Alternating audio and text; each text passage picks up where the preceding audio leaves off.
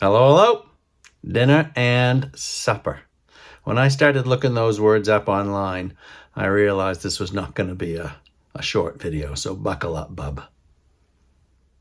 Nowadays, it's pretty standard to refer to your 3 meals of the day as breakfast, lunch, and dinner, and those are eaten morning, noon, and night.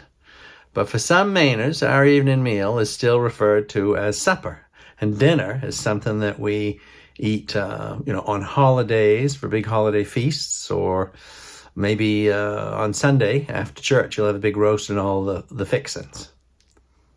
But there are other Mainers who use the word dinner to refer to their big meal of the day, whether it's eaten at noon or night. Now, historically, farmers needed some sustenance to keep them going in the fields or in the barn or when they're working at the woodpile. So they would eat their big meal, maybe late morning or maybe around noon. 100 years or so ago, a lot more people worked on farms, so it was natural that we'd use the terms breakfast, dinner, and supper.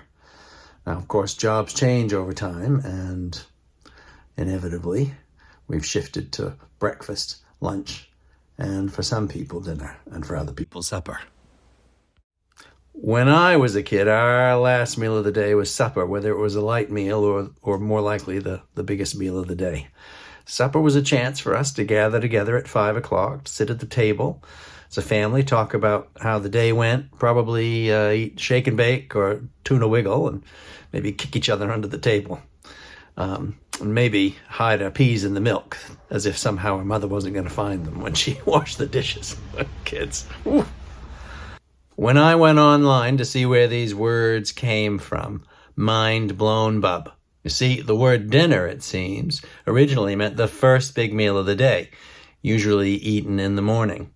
And the word itself may have come from the same origin as the French word déjeuner, which originally meant breakfast. So these breakfast for dinner people, they may be onto something. So what about supper? Well, when I did my poking around, there didn't seem to be any clear word origin, just a lot of related words.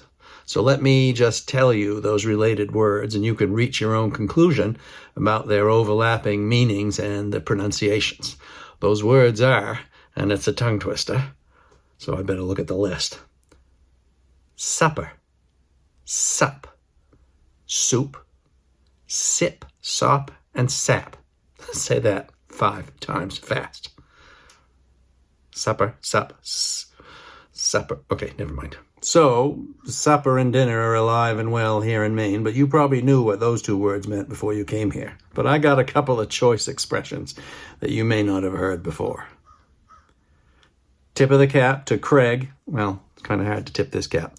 Tip of the cap to Craig and Nikki for sharing these 2 expressions.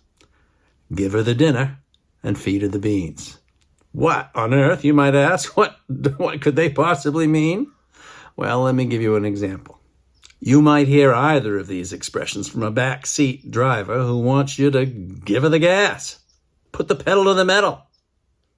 But if you're riding shotgun with Cousin Elwood on our winding main road, you'd better be ready to grab the oh shit handle when he feeds her the beans.